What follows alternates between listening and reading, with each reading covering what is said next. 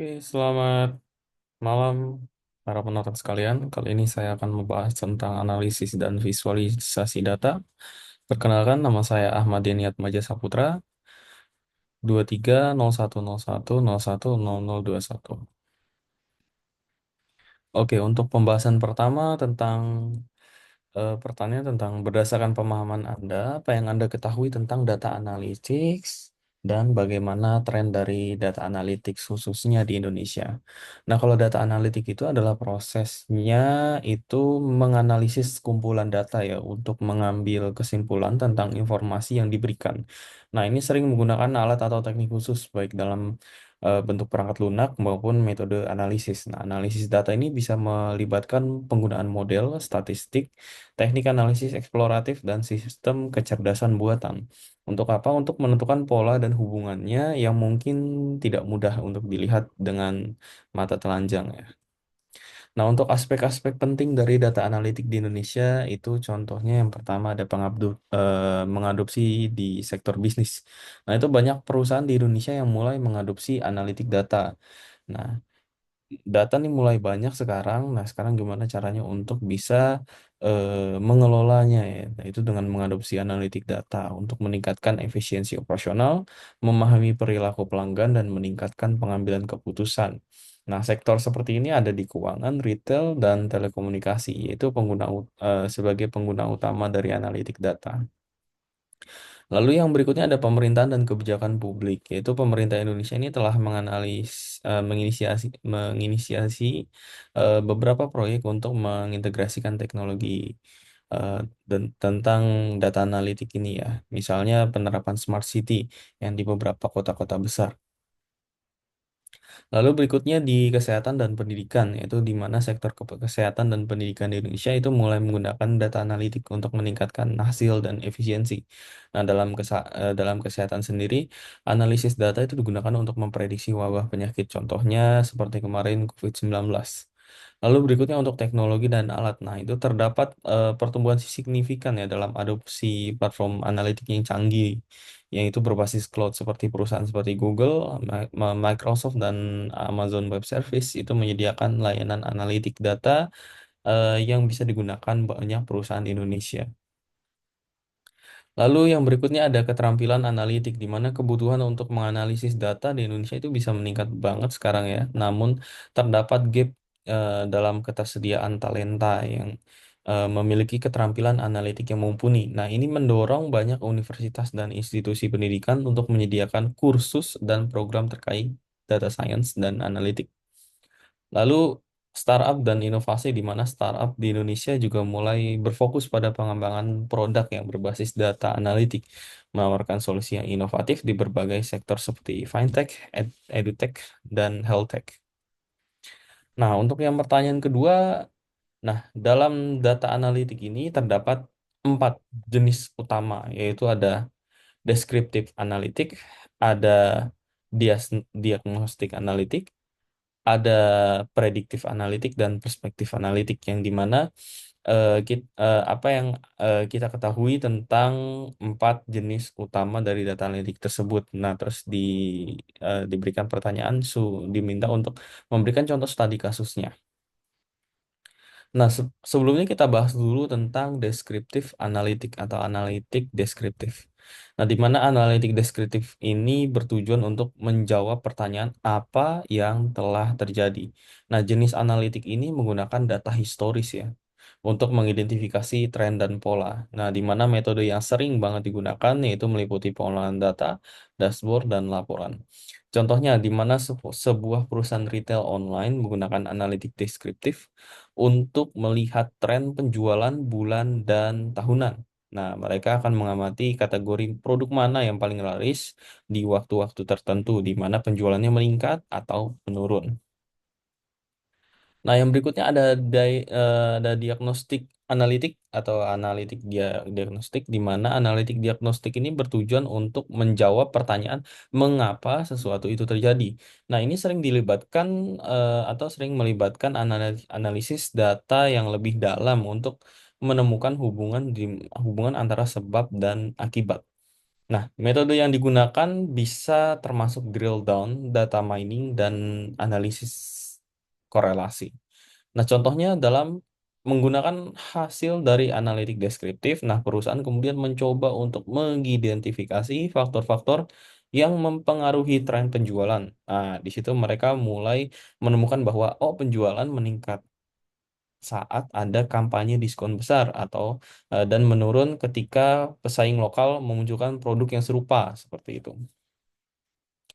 Lalu berikutnya ada prediktif analitik atau analitik prediktif, di mana analitik prediktif ini bertujuan untuk menjawab pertanyaan apa yang akan terjadi di masa depan. Nah, ini menggunakan model statistik dalam pembelajaran mesin untuk membuat prediksi berdasarkan data historis. Nah, contohnya berdasarkan analisis sebelumnya, nah itu perusahaan retail online ini mulai membangun model prediktif untuk memperkirakan tren penjualan untuk kuartal berikutnya. Nah, model ini mempertimbangkan faktor-faktor seperti kampanye pemasaran yang direncanakan, tren musiman, dan kegiatan dari pesaing. Nah, yang berikutnya ada prediktif analitik atau analitik preskriptif. Nah, analitik preskriptif ini bertujuan untuk menjawab pertanyaan apa yang harus kita lakukan. Nah, ini tidak hanya memprediksi apa yang akan terjadi, tapi juga menyarankan tindakan yang harus diambil untuk memanfaatkan peluang atau memitigasi resiko. Nah, ini sering melibatkan otomasi pengambilan keputusan atau simulasi ya. Contoh, menggunakan hasil dari analitik prediktif, sistem preskriptif, memberikan rekomendasi tentang beberapa atau berapa sih banyak stok produk yang harus disiapkan. Nah, jenis kampanye pemasaran seperti apa yang paling efektif dan penyesuaian harga yang mana yang mungkin perlu dilakukan. Nah, rekomendasi ini disesuaikan untuk memaksimalkan keuntungan dan pertumbuhan penjualan di kuartal mendatang. Nah, untuk studi kasusnya seperti apa sih? Di mana contohnya perusahaan retail online XYZ memulai dengan menganalisis data penjualan masa lalu atau deskriptif analitik untuk mengidentifikasi nih produk terlaris dan periode penjualan tertingginya seperti apa. Lalu mereka kemudian mengeksplorasi data untuk memahami penyebab fluktuasi penjualan atau diagnostik analitik. Nah, dengan informasi ini, mereka mengembangkan model untuk memprediksi tren penjualan yang akan datang, yaitu prediktif analitik, di mana akhirnya mereka menggunakan analitik preskriptif untuk mengoptimalkan keputusan inventaris, pemasaran berdasarkan prediksi tersebut. Atau di mana preskriptif analitik ini yang akan memberikan saran atau suggest sehingga memastikan penyesuaian strategi yang lebih dinamis dan responsif terhadap kondisi pasar yang berubah-ubah.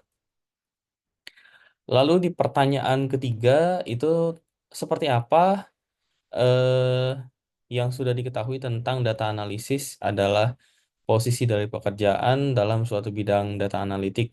Nah, tetapi apa sih sebenarnya yang dilakukan data analisis dalam kehidupan dan kesehariannya, aktivitas di bidang itu seperti apa, skill kompetisi apa yang dibutuhkan, lalu bagaimana prospek dari pekerjaan itu menurut Anda dalam 5 tahun ke depan. Nah, kegiatan sehari-hari seorang data analitik yang paling utama adalah pengumpulan data, di mana mengumpulkan data dari berbagai sumber seperti basis data internal, survei, dan data eksternal. Lalu yang kedua ada pembersihan data, di mana memastikan data yang dikumpulkan berkualitas baik dan relevan. Nah, termasuk menghilangkan data-data yang tidak lengkap atau mengkoreksi data yang salah. Lalu yang berikutnya ada analisis eksplorasi, di mana itu menggunakan statistik deskriptif untuk memahami tren, rata-rata, dan distribusi data. Lalu berikutnya ada pemodelan statistik, yaitu membuat model matematis untuk menganalisis data dan menggunakan prediksi. Yang berikutnya ada visualisasi data, yaitu membuat data dalam bentuk grafik, chart, dan presentasi visual lainnya, itu untuk mempermudah pemahaman atas data dan temuan analisis. Lalu yang keenam ada pengambilan keputusan, di mana memberikan rekomendasi berdasarkan analisis untuk membantu stakeholder membuat keputusan berdasarkan informasinya. Lalu yang ketujuh ada pelaporan atau report, yaitu membuat laporan periodik atau ad hoc berdasarkan kebutuhan dari organisasi.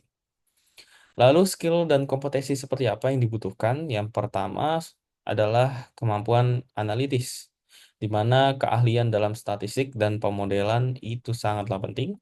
Lalu yang berikutnya ada penggunaan tools analitik, yaitu keahlian dalam menggunakan perangkat lunak seperti SQL, Excel, R, Python, atau alat bisnis intelligence seperti Tableau atau Power Business Intelligence.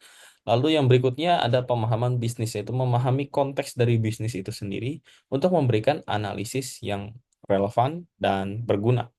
Lalu berikutnya ada kemampuan komunikasi, di mana harus seorang analisis harus bisa menyampaikan temuan analisisnya secara jelas kepada orang non-teknis. Lalu yang berikutnya ada kemampuan untuk belajar dan adaptasi, di mana industri data sangatlah dinamis. Kemampuan untuk belajar teknologi dan metode baru itulah sangat penting.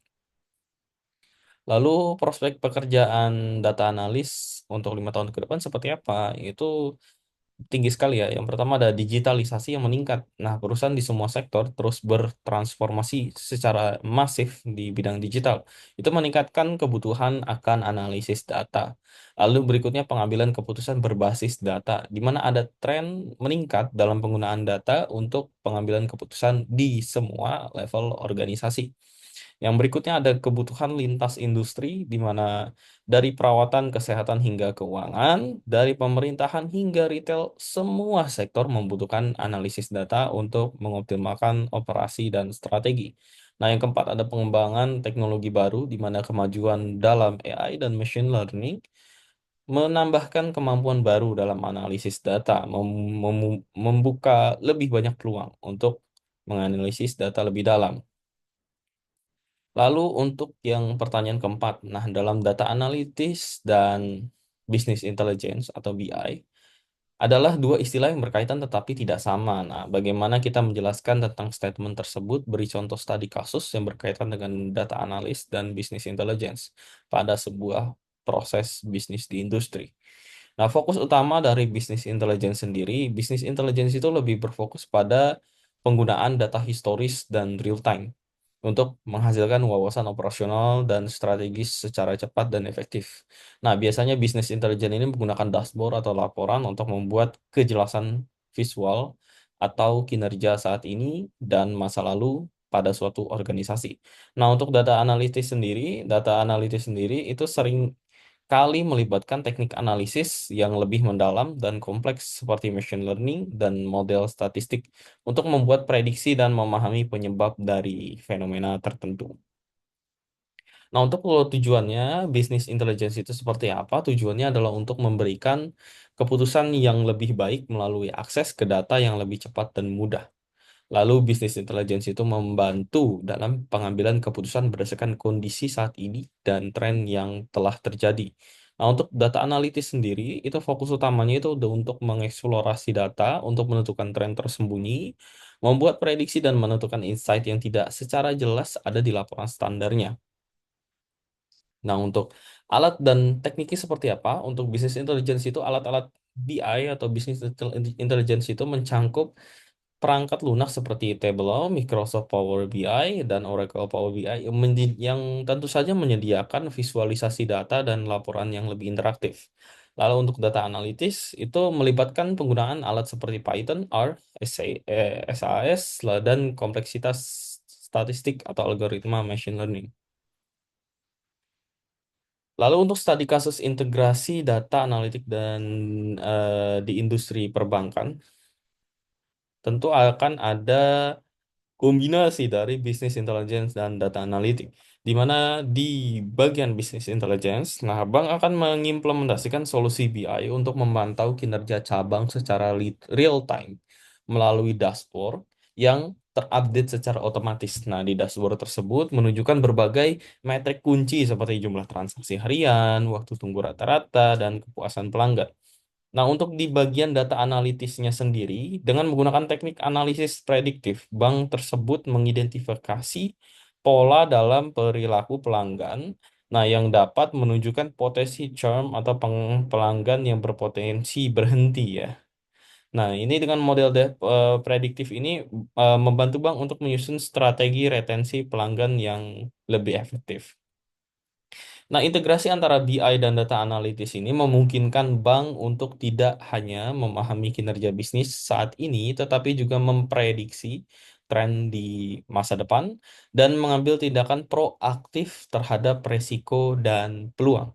Nah, Business Intelligence atau BI ini bisa membantu dalam pengambilan keputusan harian, sementara analitisnya sendiri membantu memberikan wawasan yang lebih dalam untuk keputusan strategis dan operasional jangka panjang.